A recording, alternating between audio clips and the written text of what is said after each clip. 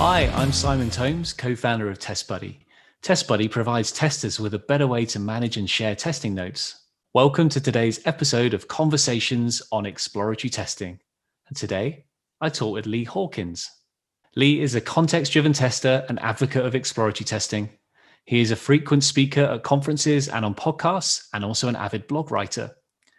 Check out his book, An Exploration of Testers, and head on over to his site, Dr. Lee Consulting, to find out how he can help. In today's episode, Lee and I share our thoughts on using the term exploratory testing. We explore ideas to demonstrate the value of exploratory testing outside of the testing community. We share thoughts on how to cut through all the testing noise. And we also discuss why some developers may have never met a human tester. How are you doing? Hi, Simon. Greetings from Australia.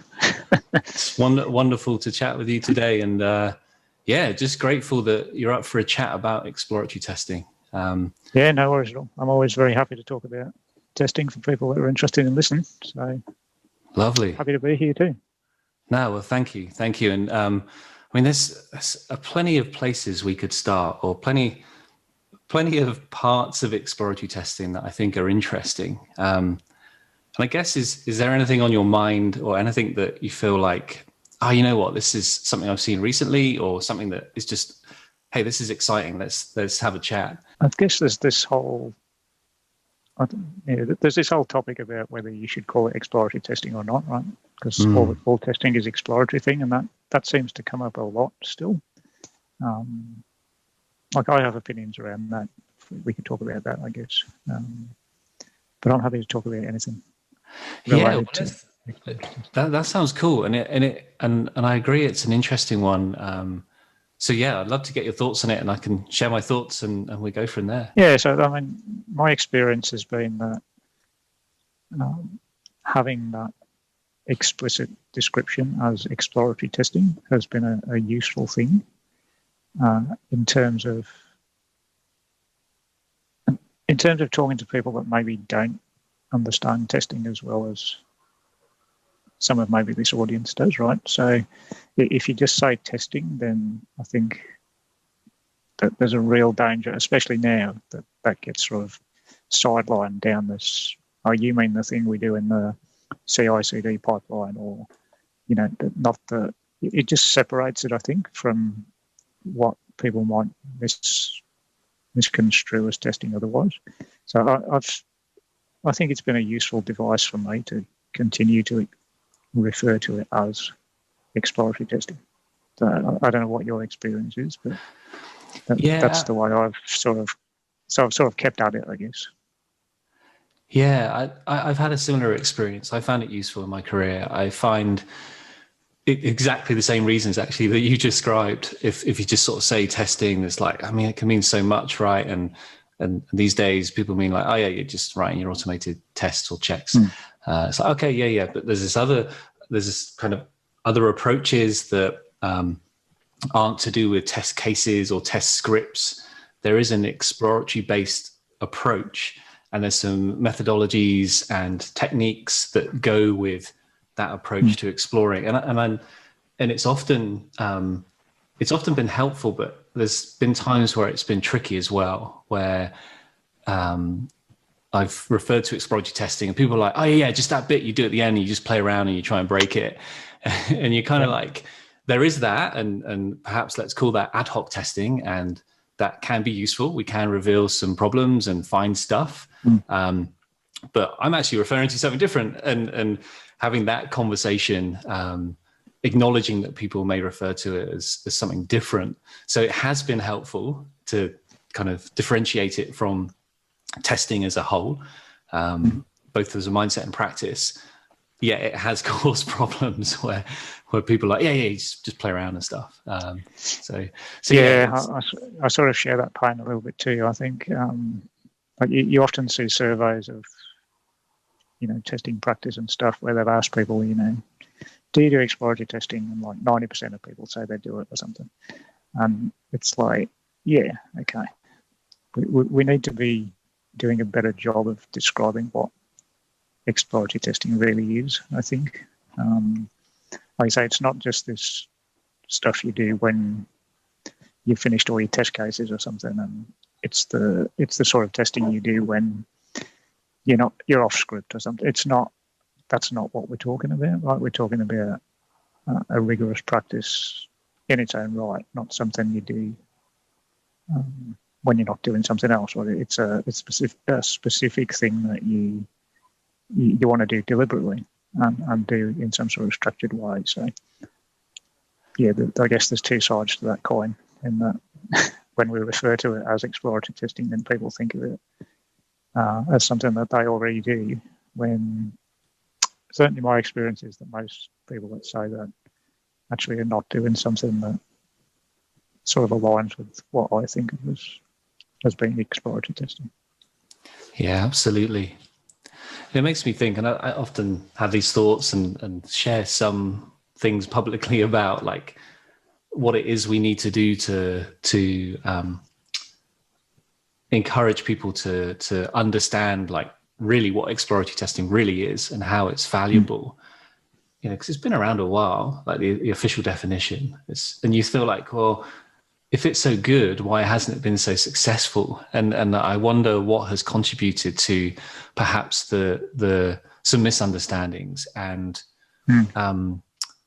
what has contributed to people not having the opportunity to realize how valuable it can be as a practice and as kind of a way of approaching your testing. So yeah, do you have any thoughts on that? Yeah, it's a great point. It's something that I've thought about a lot too, because I mean, maybe I'm a relatively sort of late comer to exploratory testing, so I didn't really understand much about it until sort of the mid-2000s, and it's been around for a little while then. But even so, I've been aware of it for maybe 15 years and tried to get pretty good at being a practitioner of it over that time. And yet, there is this common misunderstanding where people say I'm doing it, but really they don't understand anything about it, or anything about what it means to do it well, or the basis of it, what gives it structure, what gives it sort of credibility. And, it's, I don't know whether it's cynical or realistic to suggest that there's just not much money in exploratory testing as a thing, right? Compared to, there's not been much tooling around it, or there's not been some sort of sell around implementing exploratory testing, I don't think. But clearly there's been a lot of sell around tooling in other parts of the testing industry. Right? So I guess there's been more sort of push from the marketing efforts of the places where there were opportunities to make some money out of it, less so around, talking about this theory and how great it is to approach testing in this way. I think it's been much more difficult to monetize that, I think, and sort of have that sort of amplified voice compared to all the amplified voices that come from marketing from corporations. Yeah, that makes sense. Certainly feels like that's contributed for sure. And I can understand why. If teams are saying, we want to go faster, we don't want to spend as much money, we want faster feedback, then the idea of practices that help you do that, to speed things up, to pay less, it's very appealing, right? I mean, any business would be like, yeah, of course you want to cut costs, of course you want to go faster. So if principles or testing approaches which lean towards that, and tool vendors get around that, and consultancies and the like around that, of course, that makes sense. What I find interesting is that exploratory testing does all that anyways. It creates rapid feedback, it creates faster learning, it kind of creates a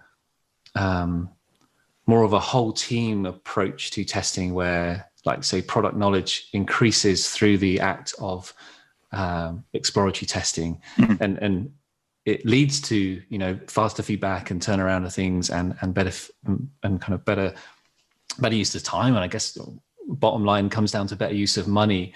So it's interesting that they're solving similar problems with the world of exploratory testing, but it just hasn't transitioned to kind of global mega status where everyone's like everyone's like, hey, we've got to do agile, we've got to introduce Scrum, or let's go lean. Yeah.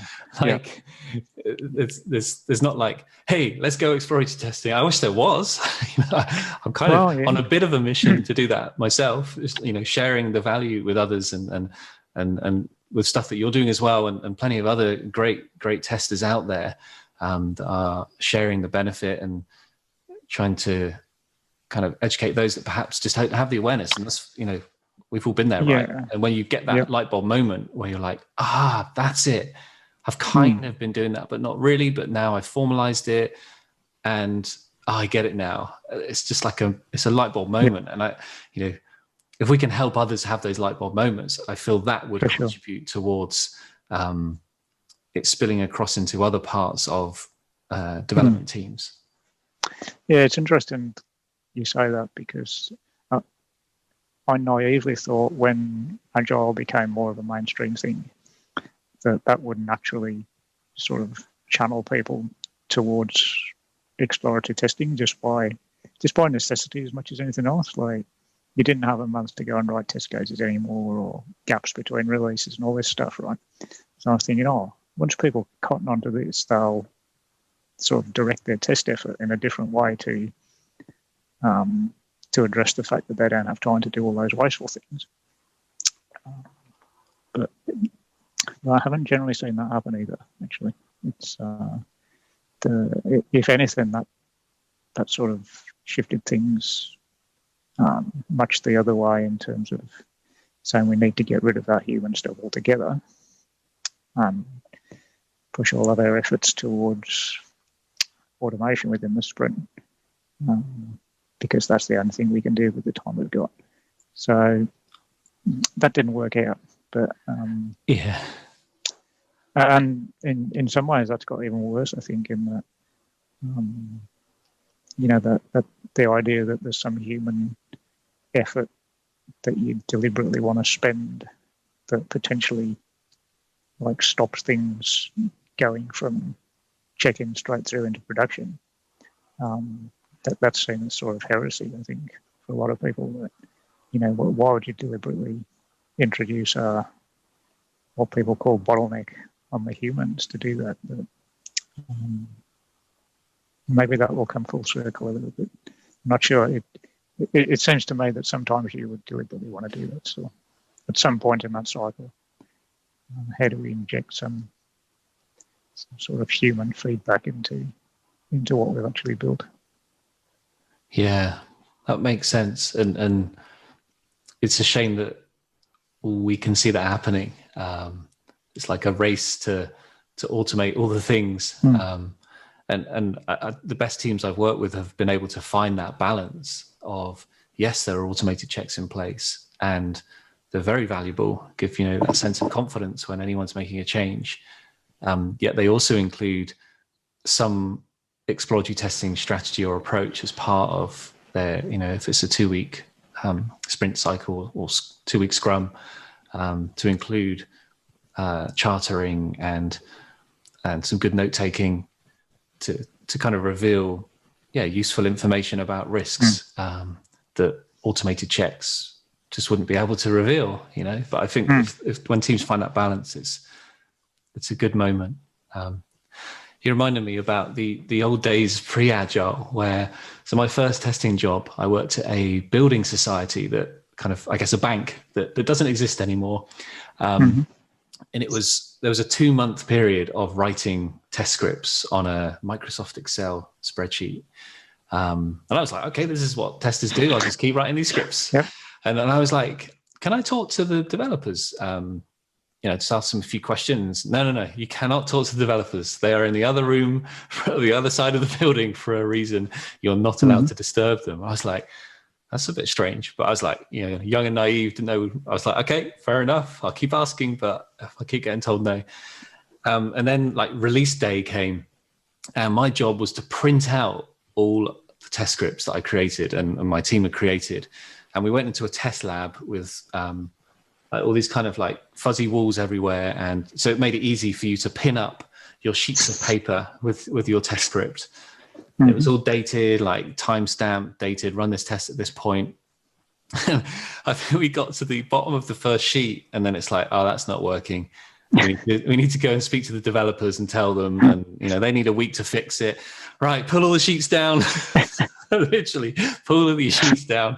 Had to like reconfigure the spreadsheet, print it back out, and I was like, this is just not right. There's got to be a better way. It's funny, like when I look back on it now, and even like, even the advice I was given at the time, and from my manager at the time, and this isn't any disrespect to them, they were like, oh, make sure you use a pencil and not a pen, because you can sort of, you can rub out stuff with a pencil. It's like, okay, yeah, that's a useful tip.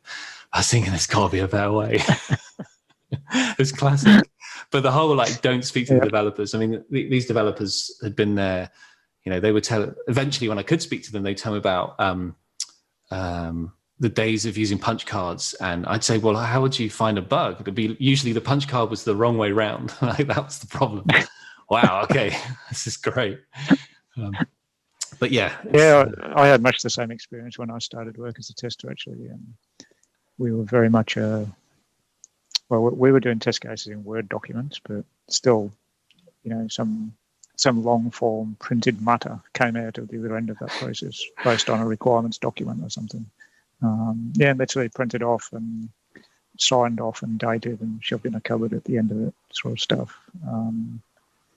That went on for a while, and I didn't see any other way at that point. I was completely new to the industry when I came into testing, and that's what everyone else was doing around me. And that must be what it is. I'll do that. And we were part of an independent testing group, not part of the actual development team. So you needed this independence, or the developers will, they'll just lead you astray with telling you that these things are not bugs when they really are. Oh, brilliant. Yeah, okay.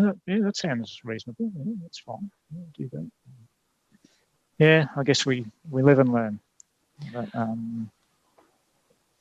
and that's sort of what worries me about a lot of stuff that I still read online or even hear people talking about in talks and webinars and stuff, is that the format of those things might have changed. They might not be Excel spreadsheets or Word documents printed out and stuck on a wall, but the thinking is pretty similar still in a lot of places, I think, is that's what the testing is, right? Yeah. You get this list of, or you generate this list of stuff that you've been told it's meant to do, and then you check that the thing does the things you've been told it's meant to do. Like, we should be past that stuff by now. You would have thought, and I wonder, because I often think about like how, as testing professionals, and you and I have some good experiences, particularly with exploratory testing techniques and approaches, and how best we can place our efforts. Like, is it through like education? Is it through like sharing useful content? And I think it is, but perhaps what I think is missing is folks like you and I diving into other communities that may not just be testing focused, like tester focused. So diving into some different dev communities around the globe. And I've not yet been brave enough to do that, because I'm kind of thinking like, well, what do they want to know about exploratory testing? But that feels completely an oxymoron, because I feel like, well, if we can influence developers and kind of share the good stuff that comes from exploratory testing, which I have tons of evidence when I've been working with a developer and they're reading through my testing notes, whether it's like we're debriefing in person or it's done asynchronously, and they're like, oh wow, I've never seen something like this before. I've never seen someone like mention this or talk about what they've done in this way. That they get that moment of like, oh, this is really useful. Like, I really appreciate you've done this like long note taking as one technique, of course. So I kind of think like, should we be diving into dev communities? And I think some of the testing folks are starting to do that already. Absolutely. Yeah. And I think that's because I then also think about like strength in numbers, and typically there are less test engineers on a team than there are, let's say, developer engineers, to use quite a blanket term. So that level of influence that one or two individuals on a squad or a team has is perhaps less. So yeah, maybe it's for us to get out there a bit more beyond the testing community to share. Yeah, I think you're right. I haven't done much of that. I did a talk for a developer-centric meetup last year, and that was something like, I can't remember what I titled it, like testing is dead or something, or testing is not dead, whatever it was, but something around like a really basic introduction to exactly this stuff, like how do we talk about distinguishing that sort of testing we're talking about from what they probably think of as testing, right?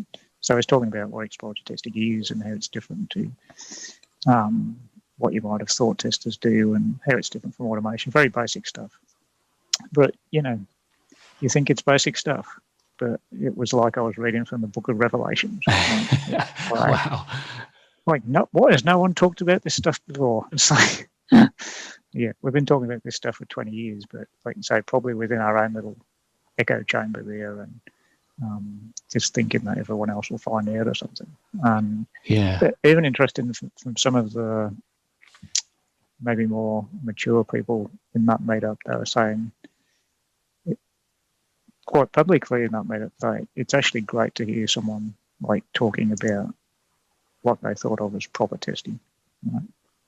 That even they were tired of this sort of push to remove human elements from testing the stuff that they were building. So I think there is opportunity there to really educate in that group, because there's probably this whole sort of generation of developers that have never seen a good human tester, actually, because teams just don't have them.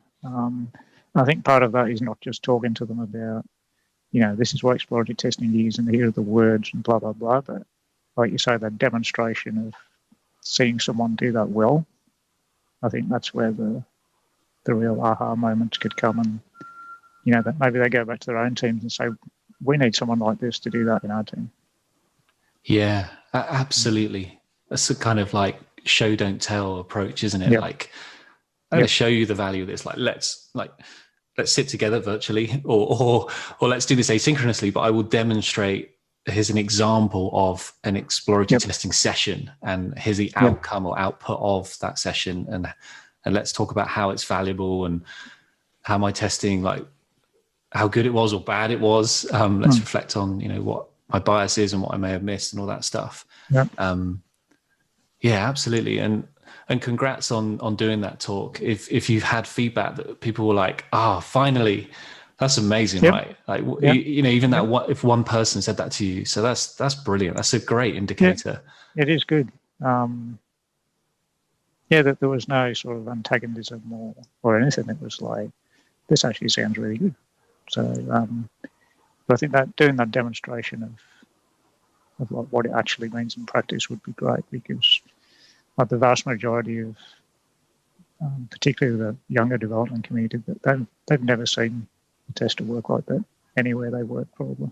Yeah. They've probably just never seen the value that can bring, and that would be a good thing to let them see that.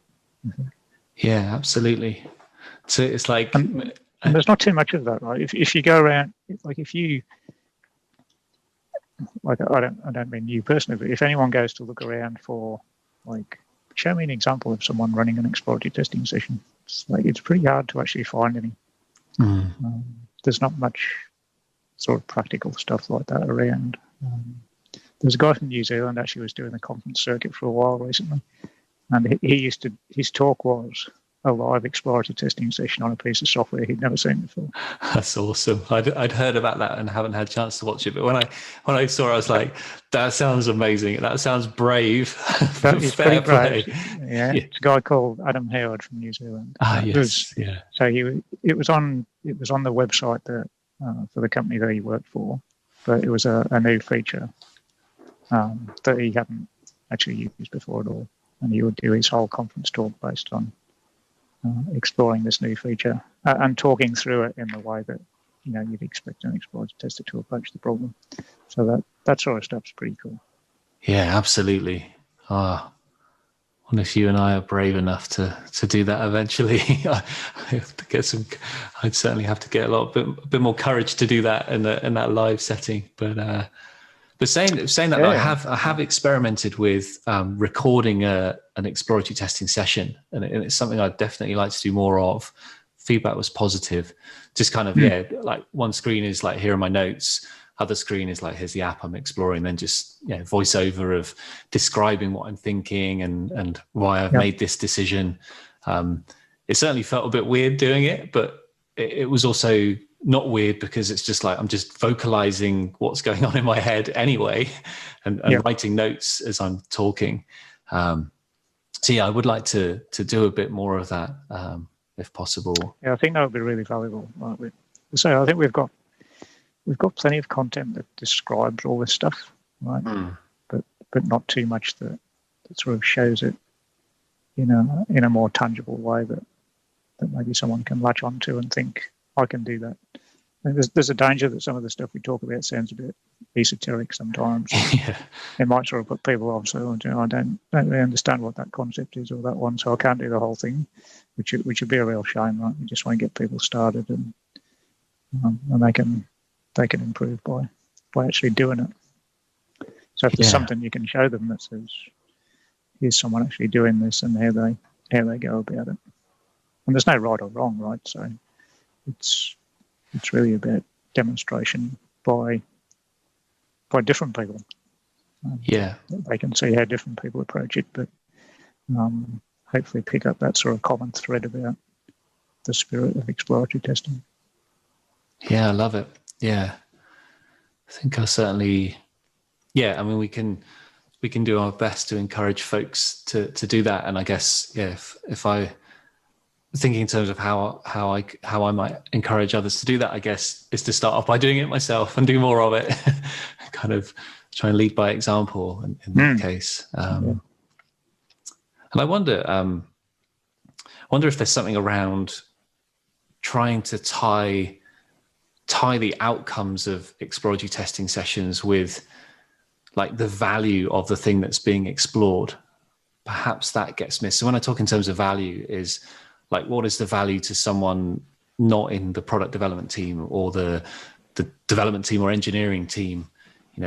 Like someone from the business who goes, oh, I see how that's valuable. Like perhaps it's something around the lack of like metrics that you can probably put on exploratory testing and like hard numbers about like percentages, complete or passed or whatever, whatever that really means.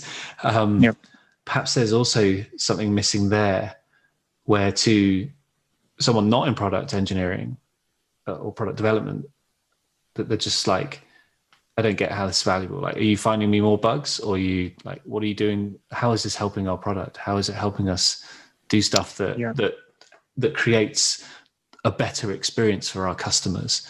And maybe there's something there. Maybe there's something that needs to happen to better join up those two things. Because an output of an exploratory testing session, I think, is if done well, is very useful for an engineering team. But I think it's that leap to business value perhaps is missing. I wondered if you had any thoughts on that. Yeah, that does seem to be one of the biggest challenges for a lot of teams I've worked with, is like how to not to actually do exploratory testing necessarily, or to run sessions and document them, all that stuff, but how to, like you say, how to build out of all that stuff they've done, how do they build a picture that represents that testing in a way that makes sense to their manager who only wants to report about test case pass and fail, right? Okay, how do you, like you say, make sort of bridging that gap is difficult. It's you've probably seen sort of Michael Bolton's 3-part testing story thing. So I think getting better at stuff like that would be helpful. Because really, if you just got a bunch of session sheets with some notes in it, and you've got lots and lots of those, that's great, but it's not, again, that's not terribly helpful to a business stakeholder, right? So yeah, how do you bridge that gap? And again, I think it's leading by example, right? What does a good sort of testing story look like? I don't see many examples of those either. Actually, like from people that have actually done it, like after all this exploratory testing stuff that you've done, all these sessions and blah, blah, blah, well, what was the thing that you could actually take to some manager that described all of that in a way that was helpful to them? There's not too much of that available either. Yeah, that's true. Makes me think. I think it was, excuse me, is it Aaron Hodder or Holder? Apologies Aaron if Hodder, I. yeah, also from New Zealand. Also from New Zealand, that's right. Yep. Now his talk, he did an excellent talk at Test Bash Brighton. I think it was either 2018 or 2019. I'm sure I can look it up and it'll be in the description. But yeah, his talk, he talked about how he was able to implement exploratory testing approaches for quite a huge project, actually, and how he then was able to report on that stuff that was valuable to the business. So that was a really good talk. So it's just reminded me one that I'll go and revisit and just kind of rewatch that. It's just really great the way he did it. Yeah, Aaron's done some great stuff. Like he's been a big advocate for ET for a very long time, and has been really successful at doing exactly what you describe in environments where you wouldn't expect that to be a successful thing. Yeah, so cool. So he's very good at that. But the actual sort of experience reports of that kind of work, examples of those sort of fleshed out testing stories, I think they're very few and far between. Yeah, I agree. I can't think of any that I could just go, go there and read that. That's a classic example over there, head on over. So perhaps there's ways to encourage some of us sort of experienced exploratory testers to do a bit more of that and share those stories. Yeah. I feel they would make such a difference. I think they would. It's all very well us sitting here and saying, "Oh, well, you need to tell a convincing testing story." Okay. Whereas if you've been used to doing some of this other kind of testing work, you press the button in the tool and it generates a test report in the same template that stakeholder has been getting for years, and they see the same numbers and the same colours and all that stuff, and they go, "Yeah, that looks as though it's going okay." So how do you can go from that, which is very sort of tangible and straightforward for them to work with. We go, "Oh, just go and tell your testing story instead." You go, "Okay, give me something. Just give me something, right?" And like you say, even if you have to do both, I think it's fine. Like if they still want all that stuff that someone's always done, but then you can sort of add on this other sort of less well, I was going to say formalised, but not formal, less sort of structured description of what happened. I think that at least they can have what they're used to, but maybe they can get this other stuff, and over time they'll start seeing that there's a lot of value in that other stuff. I love that approach. I love that approach to change in particular, where it's like, because I'm guilty of it. I've gone into a company before on, say, a 6-month gig and, tried my very best to understand their context. But in this particular example I'm thinking of, I've fallen into like, hey, let's just go and do exploratory testing. Like, we need to go and do exploratory testing because I'm so obviously passionate about it. I'm like, no. Must respect the current context. Stuff has happened for a reason to this point. Like, we can't just leap to this place and it may not be right for the context. I need to learn more about the context to make sure it's appropriate for the problems they need to solve. So yeah, I've absolutely been guilty of that before. And so you're the way you describe that of respecting the current norms and behaviors and slowly introducing some opportunities of something different and going, there's this as well. And then seeing if that resonates and then sort of, so it's like sort of I guess, understanding your audience and what resonates with them, but not just say, I'm just going to give them exactly what they want. I also have some cool stuff that I believe is useful, and I need to introduce it in a way that still works for them, and kind of test the waters with that kind of communication approach. Yeah, that's cool. I really like that. Yeah, I've made exactly the same mistake that you described. With just saying, you're not going to get test reports in your old format anymore. Yeah. It's like, it just doesn't end well, you know. There needs to be, and you know, that's fair enough looking back on it now. But you know, I think my experience has been that if you can provide that that, trying to find a good word to describe what I'm talking about, but that more of a story sort of format of what happened in testing, as opposed to more of that like charts and numbers type stuff. Yeah, People are used to. Then it's, you know, if they take the time to actually look at it, that's the first challenge, right? Is actually to get them to look at that new stuff they provide. But if they actually look at it, they go, oh, you know, it actually makes sense, right? If you're in a position of trying to make some business decision about the product that you're working on, then some sort of story about what's actually going on is kind of useful, right? It's what people do when they talk to you, right? So why wouldn't you want that in the thing that someone delivers to you as the output of this lump of work that you call testing? Like, why wouldn't you want that in the same kind of format that you would if you talk to someone in the kitchen about it? If you asked them how testing was going in the kitchen, they wouldn't go, well, hopefully they wouldn't say, you know, oh, I executed 13 test cases this morning, yeah. 2-part. They'd tell you some stuff about what was not going very well or what was great. So, you know, reporting in that way rather than, again, what just comes straight out of a tool easily. I think it's a bit of a revelation when people get that, because they're not used to it. But yeah, it's getting to the point where you get the opportunity to do that, and they're willing to at least take a look at it. Yeah, I love that.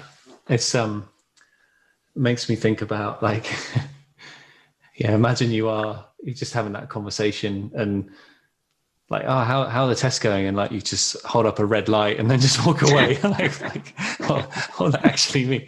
Okay, so there's a problem, but like, what's the problem? And but the way you described it is brilliant.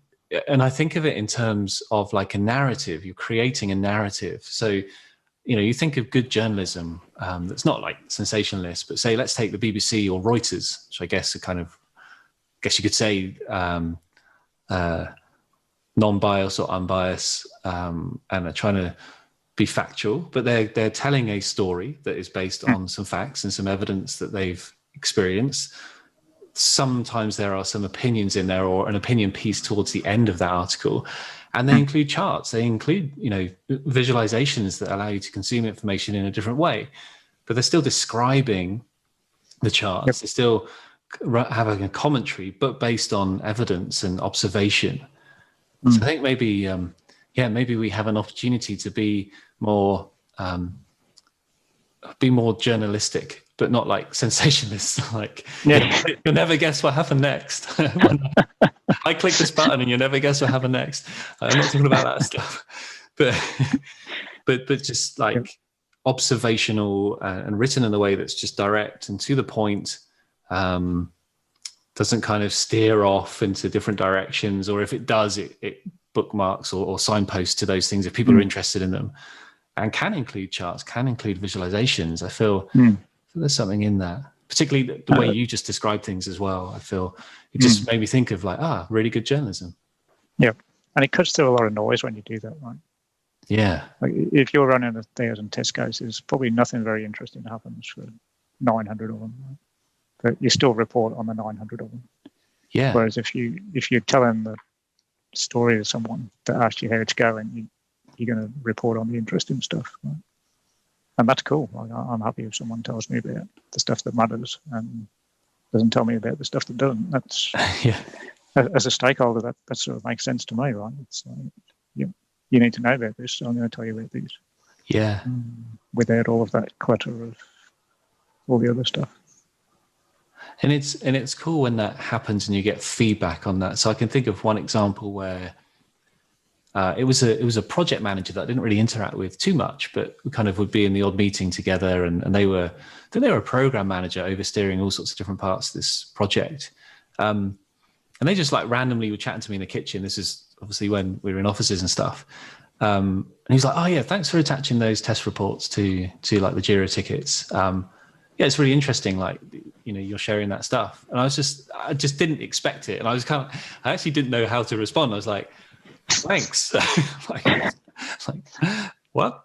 You're like, kind of, what I'm trying to say is he was slightly removed from the kind of immediacy of being part of the development team, but there was still value to someone who wasn't as close to the day-to-day stuff to be able to reference these reports if they wanted to. It was more of a case of he's not reading every one. Of course, he's got plenty of other stuff going on. But there were like the summaries that I were including in those reports, I think was the useful thing. They could just get a snapshot and a sense of what's going on, not just pass-fail rates or other stuff that we were reporting on. Yeah, that's great feedback, right? But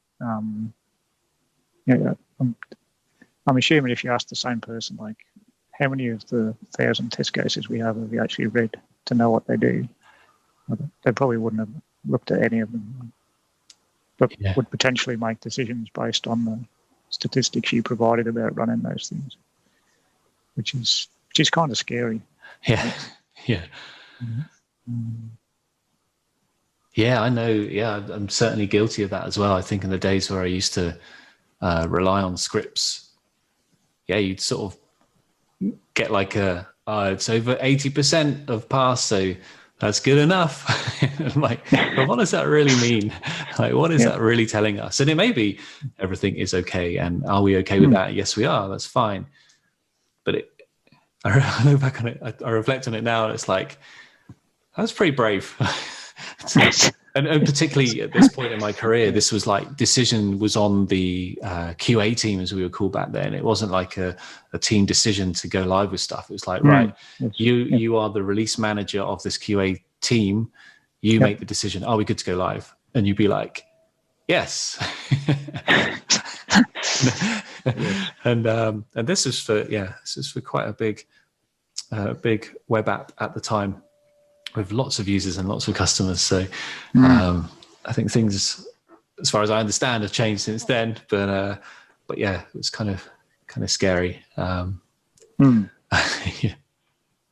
Which is what kind of worries me about I think there's some, obviously the way we develop software has changed a lot in the last 20 years, right? In a lot of ways, much for the better. So that's great. So continuous integration pipelines are always great stuff to get us into a position where we can deploy more often. I mean, that's all good stuff. But that decision-making process that you just described that you as a human had to do, in a lot of cases, that's now completely delegated to the machines, right? If they see enough green through that pipeline, they'll say the customer's going to get it. And it just feels like, there's an opportunity for significant problems to fall through the gaps there. And they do, clearly. So, that's where things like exploratory testing injected into the right spots in those end-to-end sort of processes from development into delivery, I think it's something that no one seems to be talking about at the moment, or no one that I come across is really talking about it. It's more about making sure that there's the right mix of the machinery in between those two ends to make sure that it's all going to be okay by the time it gets deployed. And it just feels like there's something missing there to me. Yeah, that makes sense. And I guess reflecting on the variety of companies and industries they're in, and like a gazillion different contexts, perhaps in some contexts it's okay to not have that human intervention, where it's like, you know what, it's like, it's just such a low risk to this stuff going to production, and if there is a problem, it has such a low impact on whether it's like a revenue line, customer impact, life, health, whatever, for a certain sectors, company type, wherever they're at on their journey. I guess they may be able to accept certain risks that can go into production and that users end up experiencing. But for other contexts, it's an absolute no-no. And I feel, relying on end users to discover those problems for you is kind of a disservice to your customers. And it's a shame that we do hear of these stories where like folks just hadn't considered certain things because it just went through a pipeline, and just went live, and then a whole user group hasn't even been thought about, and some bad things happening, where we don't know the ins and outs because this stuff is reported and you don't really know what's happened, but you can place a good bet that some form of exploratory testing in that kind of start to finish cycle to get to production would have helped in some way. At least got people talking a little bit more about risk, would have got people talking a little bit more about, who are we building for, what personas should we consider, and how, what things would threaten the value of this thing that is going to go live. And hopefully people would have then asked some good questions about those risks, and then built some tests, even if they're automated checks, to answer those questions. Yeah, sure. It's just sort of having that pause, I think, to allow those things to happen. It almost seems like heresy to make suggestions like that. Like, we need to pause. We need to pause. We need to think about stuff, and then then act on it in a responsible way. It's sort of funny, but it's sort of not. That there's a lot of companies, but if you bring this stuff up, you go, oh well, so do you actually need to deploy like multiple times a day, or multiple, whatever the context is, right? Well, Google deploys 10,000 times a day. Okay. Yeah. You're not Google, right? Yeah. You don't have to pretend to be the same as this company you're not anything like. For a lot of companies, most of the time it just annoys their users to have changes too often, I think. So, I think, like I said, I think the way development has changed generally is for the better, right? So making the process of actually getting stuff delivered as easy as you can, great, that's cool, right? No one wants to go back to the old days of pressing 1 million CDs and then having to press them all again, right? Yeah. But just because you can deliver all the time doesn't mean you have to, right? You can still take some time out to put some thought into what you're doing before you deliver it. I think in most cases that you'd be able to do that. And when you put that thought into it and everything's fine, then deployment's just a non-event. That's great. But it doesn't mean, I don't think it means you have to just let's just keep delivering this stuff without taking that pause. Yeah, it's a great way of putting it. Makes me think that that approach of one company comparing themselves to another, saying, oh, well, amazing, awesome company that's very well respected is doing this, so therefore we should do it. So I find it's a very interesting phenomenon, and I can understand why if you aspire to be a X company, you can see like, well, we need to do what they're doing because that's why they're there. They are who they are. But it's like, for me, it's like a proper iceberg. It's just a tip of their public persona. There's so much like informal stuff going on, and so much stuff around the culture of that organization and how they've grown, and leadership and beliefs that just can't like bottle it up and say, right, buy awesome company X, and then like just tip it on your development team and off it goes. like the classic, the sort of Spotify squads model. It's kind of thrown around a considerable amount, and absolutely can see the value. But Spotify even saying like, don't copy this. Like it's changed since we first tried it. It was useful for our context back then. I think it keeps coming back to the importance of context and understanding what problems need to be solved at this sort of, strategic level for a development team, and how connected they are to their business and their customers, to sort of the micro level. And that's hard to understand. That it can't just be to take that approach and chuck it on top. I guess I'm reiterating the point of context, because I feel context is super important when it comes to understanding how valuable exploratory testing can be based on the context of the teams that you're working with. For sure. Awesome. Well, we've covered. It's been great. It's been great chatting with you. We have been waffling for a little while. It's good. It's good. No, but perhaps this feels like a natural time to stop, because I personally feel we could keep on talking forever. There's like so much good stuff to talk about, and perhaps there's an opportunity for us to do this again in the future, and chat some more. No, I'd enjoy that. Awesome. Well, it's been brilliant to talk with you today, and really appreciate you jumping on a call and sharing so much good stuff. I've really enjoyed myself. Excellent. No, I enjoyed it too. No, thanks for the opportunity. I don't think there's enough of this kind of stuff out there I think it would be helpful for the kind of changes that you're talking about. How do we?